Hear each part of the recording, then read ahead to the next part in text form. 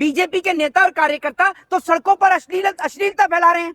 कोई हाईवे को गंदा कर रहा है, कोई सड़क को गंदा कर रहा है, कोई लड़की को बिठा रहा है गोदी में और कह रहा है कि इसको चक्कर आ रहे थे, मैं इसके चक्कर दूर कर रहा हूं, जैसे ये डॉक्टर हो। ये आप समझ लीजिए। तो वो लोग जो प्रधानमंत्री कल तक नारा दे रहे थे, बेटी बचाओ बेटी पढ़ाओ का नारा, उनकी पार्टी के नेता और कार्यकर्ता देश की बेटियों के साथ क्या कर रहे हैं, ये पूरा देश और समाज देख रहा है। अगर आज बिहार की बेटियों को, बिहार के लोगों को अपनी बेटियों की इज्जत और आबरू को बचाना है तो भाजपा को बिहार से ही नहीं पूरे देश से भगाना है। आप बीजेपी के उन तमाम नेताओं की लिस्ट उठाइए, चाहे फिर वो आपके वो धाकड़ जी हो, समझ रहे हैं, चाहे आप फिर कुलदीप सिंह सेंगर को देख लीजिए, चाहे फिर आप उनको क्या कहते हैं, क्या नाम है वो जो कर्नाटक का जो एक नेता था जो अभी तक पता ही नहीं है, जिसकी प्रज्वल रमन्ना, उसको देख लीजिए आप। ठीक है, तो ये तमाम नेता जो बीजेपी के सहयोगी दल के हों या बीजेपी पार्टियों के हों, ये देश की बेटियों के साथ लगातार उन पर अत्याचार कर रहे हैं। गैंग तो नीतीश कुमार चला रहे हैं, भारतीय जनता पार्टी चला रही है, गैंग चला रही है अपराधियों का गैंग, अपराधियों का गैंग। ये अपराधी तो हैं जो सड़कों पर बेटियों को लेकर बैठे हुए हैं शराब के नशे में। ये अपराधी नहीं है तो क्या है? इनके अंदर शर्म नाम की कोई चीज नहीं बची। अभी एक बिहार का एमएलए लड़की को लेकर डांस कर रहा था, देखा था ना आपने? तो जिस एमएलए को अपने पद की गरिमा नहीं, उसको ये भी नहीं पता होगा कि एमएलए की फुल फॉर्म क्या होती है, मेंबर लेजिस्लेटिव असेंबली क्या है, उसकी गरिमा। हर एक पद की एक गरिमा होती है। आप उस गरिमा को तोड़कर वहां लड़की के साथ डांस कर रहे हैं, आपको शर्म आनी चाहिए। एक कार्यालय के अंदर कह रहा है कि लड़की को चक्कर आ रहे थे तो मैंने उसको पकड़ लिया। इनको शर्म नाम की कोई चीज ही नहीं बची है। किस तरीके से देख रहे हैं इंडिया गठबंधन वाकई में लग रहा है जो मजबूती से चुनाव लड़ रही है? देखिए, एक चीज मैं आपको बता दूं, बिहार की जनता अपने बच्चों का भविष्य खराब करने की स्वयं जिम्मेदार होगी अगर वो भारतीय जनता पार्टी को वोट देती है।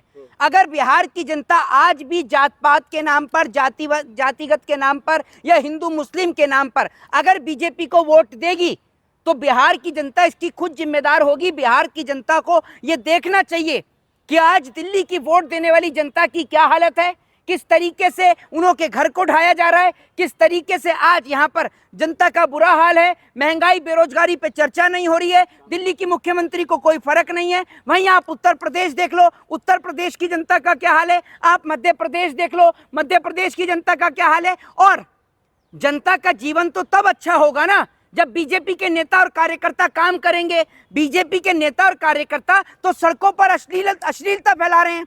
कोई हाईवे को गंदा कर रहा है, कोई सड़क को गंदा कर रहा है, कोई लड़की को बिठा रहा है गोदी में और कह रहा है कि इसको चक्कर आ रहे थे, मैं इसके चक्कर दूर कर रहा हूं, जैसे ये डॉक्टर हो। ये आप समझ लीजिए।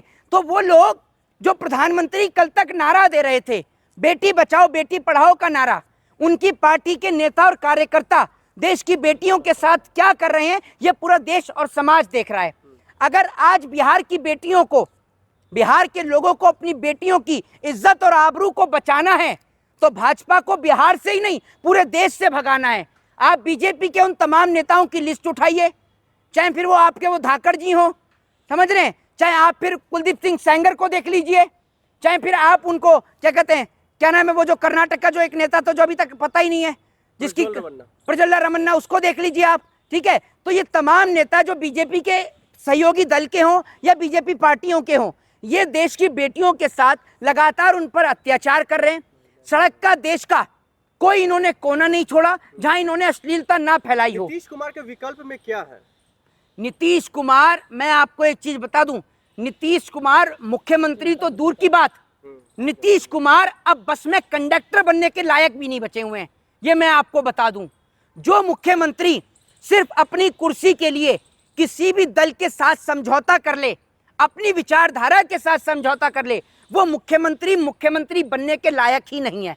और मैं आपको एक चीज बता दूं, अगर समय रहते बिहार की जनता नहीं जागी तो वो दिन दूर नहीं जब बिहार पूरी तरीके से बर्बाद हो जाएगा। अभी आप कुछ समय पहले आप देख लीजिए, बिहार की जनता को भूलने की बहुत आदत है।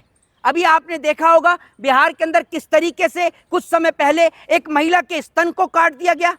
कुछ समय पहले बिहार के अंदर जो तमाम नौजवान छात्र धरना दे रहे थे, आपने देखा होगा, पेपर लीक को देकर देश के नौजवान सड़कों पर बैठे हुए थे, उनको लाठियों डंडे से बिहार की सरकार के द्वारा उन्हें पिटवाया गया।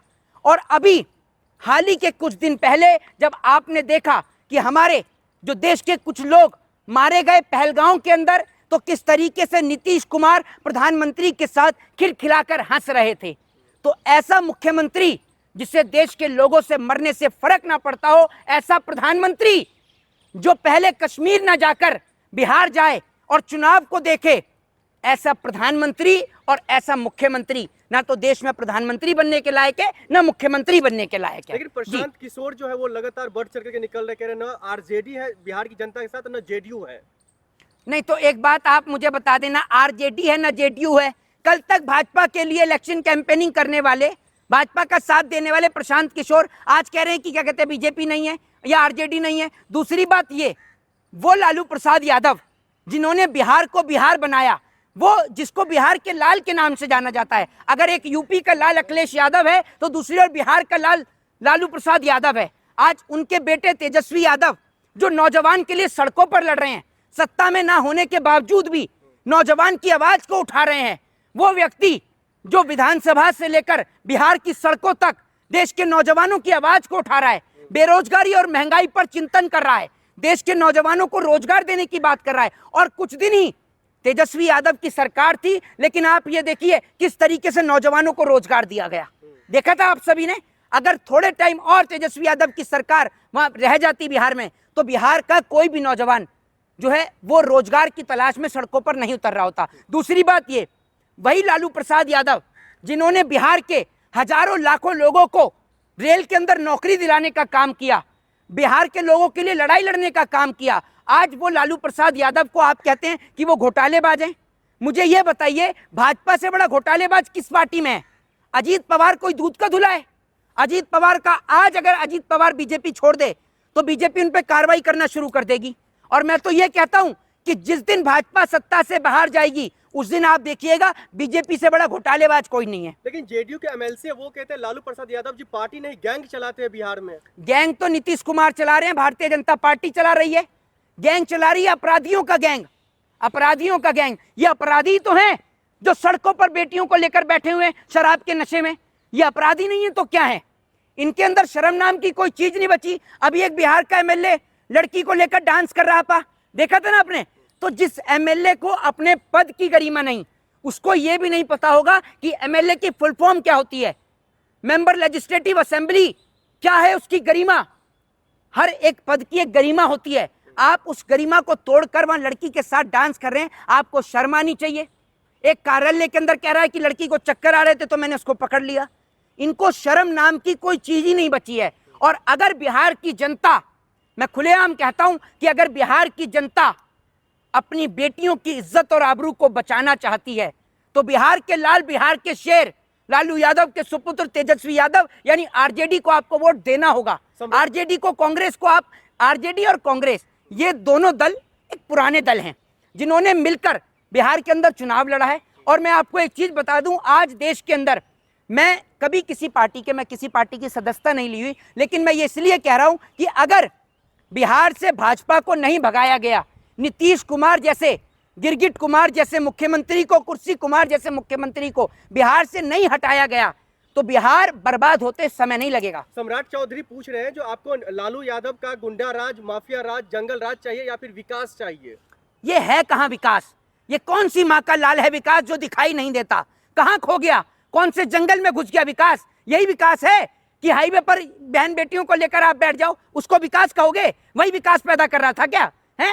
सम्राट चौधरी को दिखाई नहीं देता? सम्राट चौधरी को प्रज्वला रमन्ना दिखाई नहीं देता? या सम्राट चौधरी को उनकी पार्टी के प्रधानमंत्री दिखाई नहीं देते जो कहते हैं बेटी बचाओ बेटी पढ़ाओ? हैं, बताओ ना आप मुझे। ये सम्राट चौधरी जैसे लोग जिन्हों को पकड़ कर लिया हो तो इनसे पूछो एमएलए और एमपी क्या होता है, इसकी फुल फॉर्म बताएं तो पापा पापा मम्मी मम्मी सब याद आ जाएगा।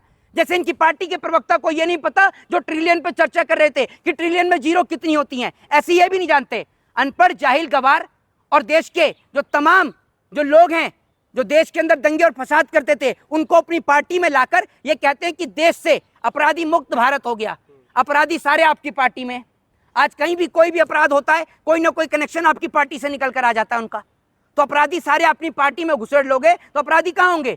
यूं कहो ना कि भाजपा, नीतीश कुमार, ये तमाम लोग गैंग चला रहे हैं, एक अपराधियों का गैंग चला रहे हैं। जो अपराधी पूरे देश को बर्बाद करने में लग रहे हैं।